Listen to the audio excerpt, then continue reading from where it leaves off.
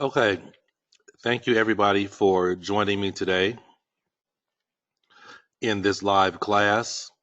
This live class is a reading comprehension class, and this class is going to focus on the yes, no, not given question. I'm not going to be addressing the headings question or the sentence completion question or any other type of question today. The only question that I'm addressing is the yes, no, not given question. The reason why I'm addressing this question is this question along with the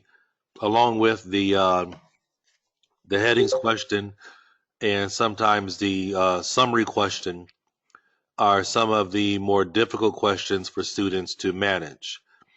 And so um, I am going to address the yes, no, not given question today. And then in another live class on another day, I will specifically address the headings question in a live class. And then on another day, I will specifically address the summary question in a live class. All right, so let's go ahead and get started.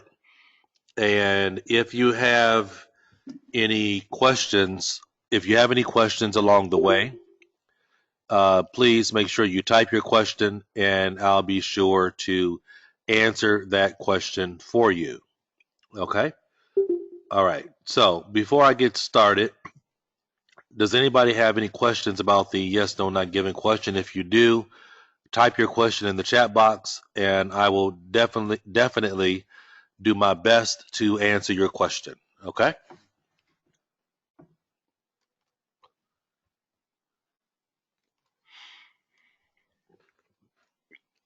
All right, so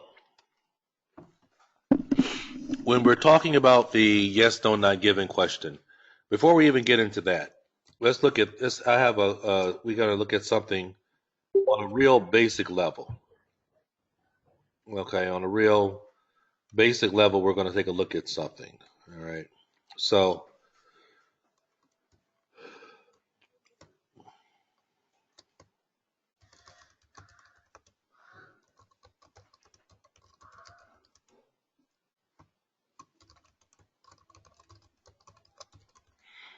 all right, so the first question I'm asking is how many tests are within the reading section? Now, what I mean by that, actually, let me rephrase this question. Not how many tests. That's not what I want to say. This is what I want to say.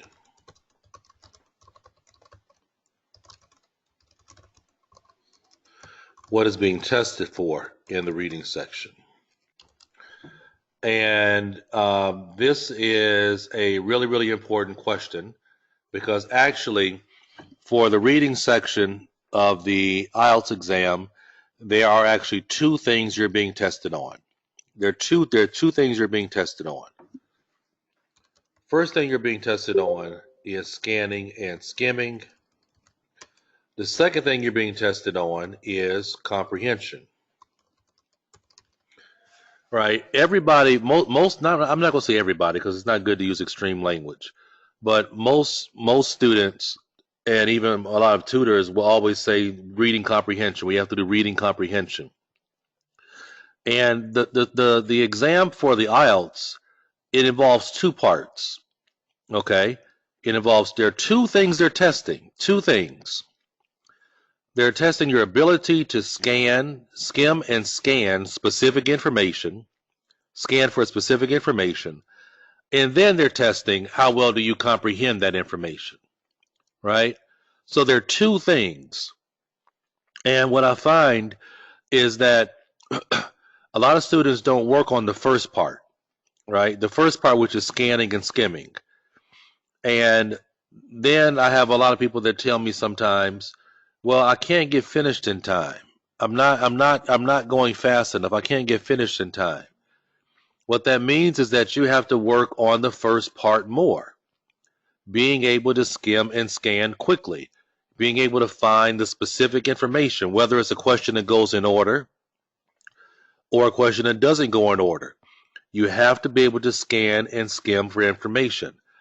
So if you want to do good on this, if you want to do well on reading comprehension, You have to be good at both things they're testing on, scanning and comprehension.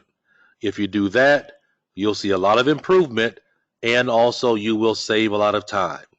Okay? So before I got into the yes, no, not given question, I wanted to address that first, so that people kind of understand what they have to really work on for the exam. Okay? All right. So let's talk about yes, no, not given.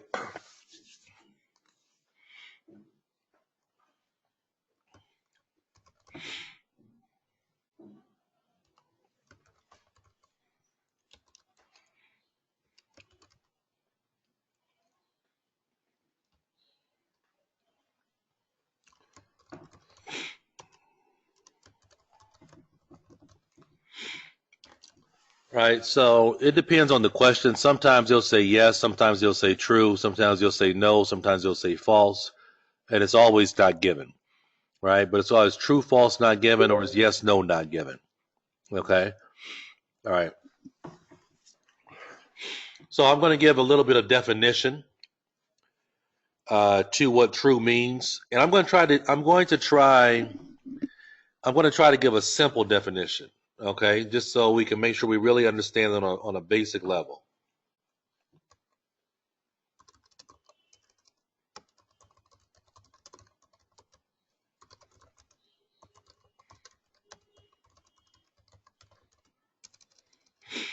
All essentials are located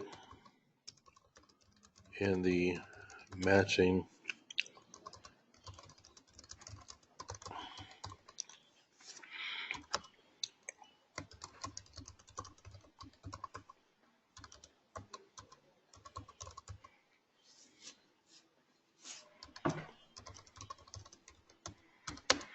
right.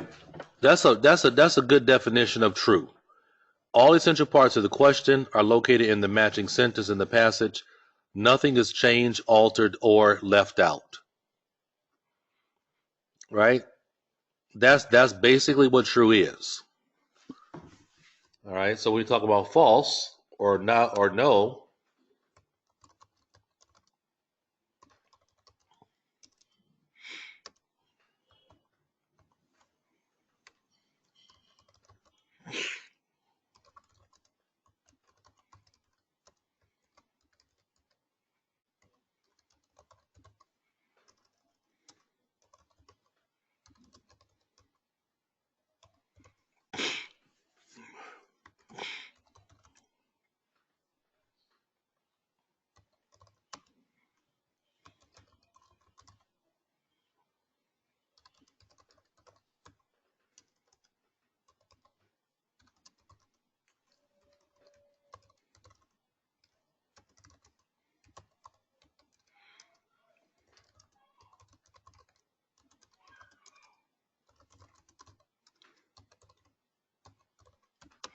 all right, for false, there are parts of the question, nouns, verbs, adverbs that are different, changed, or opposite in the matching sentence of the passage. Right? You're always comparing the question to the passage, not the passage to the question. The question to the passage. It's a one-way comparison. Okay? So it's very important that you understand that it is a one-way comparison.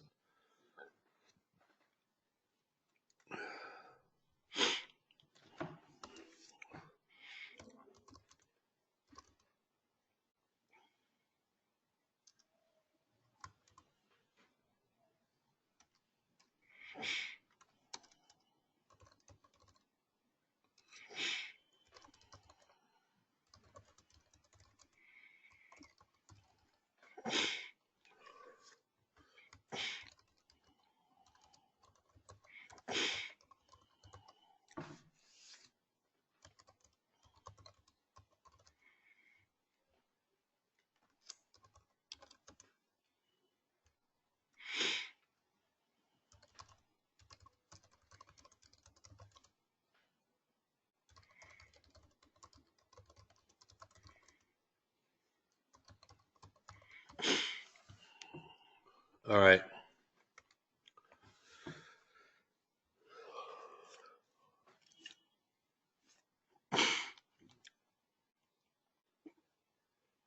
All right, now I got your message. I'll take a look at that later on. All right, so when you look at these definitions of true, false, and not given, or yes, no, and not given, um, does anybody have any questions about the definition or definitions, or are the definitions clear? For most people, the definitions are pretty clear. Where people get in trouble is with the application of the definitions. That's where most people get in trouble, is with the application of the definitions. And so that's actually what we're going to be working on today, is working on that application and making sure that we can do it correctly. All right, so let's look at our first reading passage, and you'll see it on you'll come on your screen soon.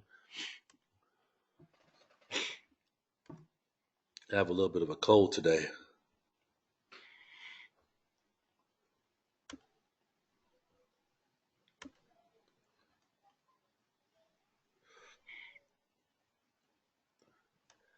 All right, so here's our first passage, right? And when we look at it, first thing we're going to do is go down to the questions here. And we have our true, false, not given questions, right? Now, as I teach you during the course, one thing that I like to do is I like to try to find the questions that are going to be maybe the easiest to do first, right? Which questions are going to be the easiest to do first? So when we look at these, which questions do you guys think are the easiest to do first? You can type in the chat box and let me know.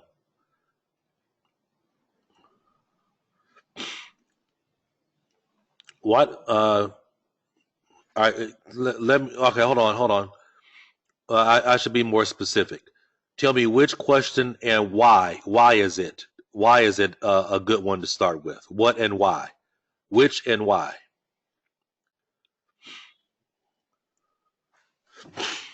Okay, good. There we go. Thank you.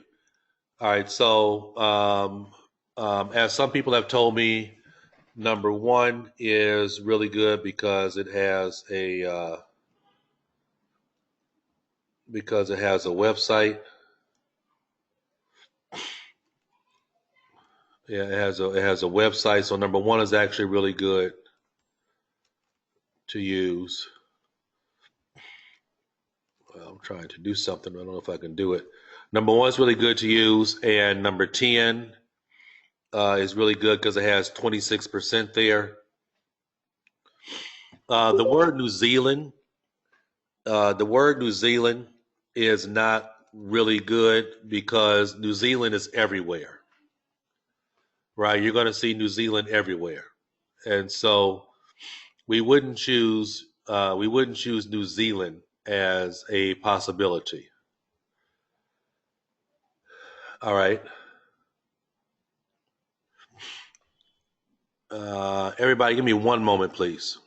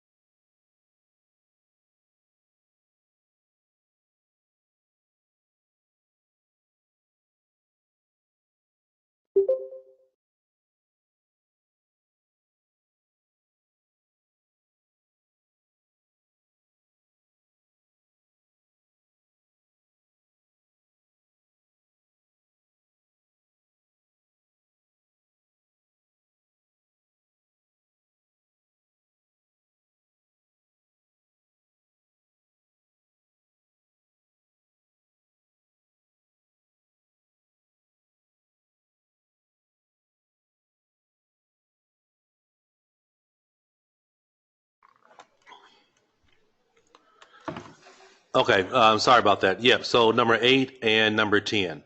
I agree with you guys. I like both of those. All right. So when we look at number 8, the keywords in number 8 are of course that website, and then also another keyword is the word itineraries. because that's what it's about. So if I were scanning, I would be looking for the website, which is ready, which is good, and also looking at the word itineraries. For number 10, I would definitely be looking at for the number 26, which is very easy to find also. All right, so let's start with those first. Okay, let's start with those first.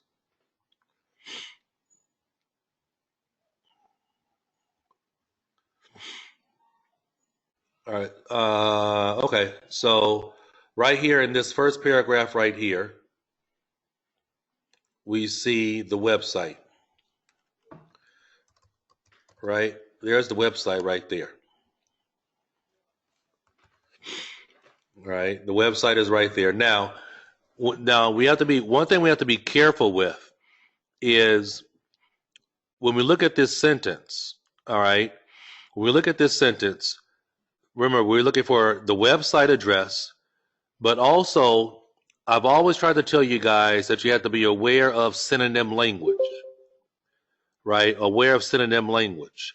So if I were to use synonym language for this www.newzealand.com, what would be the synonym language I can use? You always have to be aware of that, because this is where it gets tricky.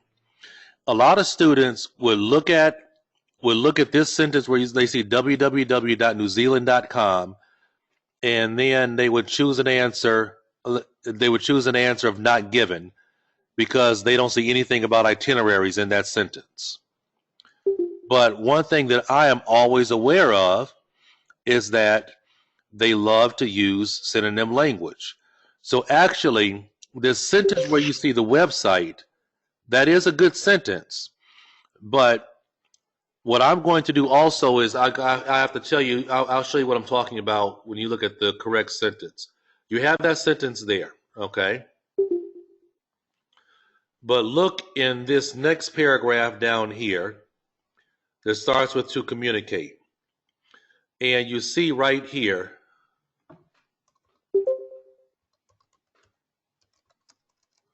you have the website and the word itinerary.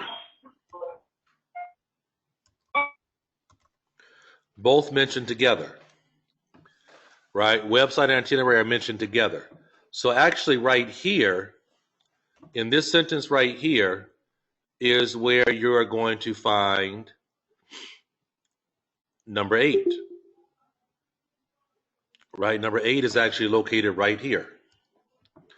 That's where number 8 is located, in that sentence right there where it has as the site developed and also the word itinerary. All right. Now I know that's really, really tricky, and that's really not nice of them to do that, because they give you the www dot right there. But both of these sentences have the website. Here they're using synonym language, and here they're using direct language. Okay.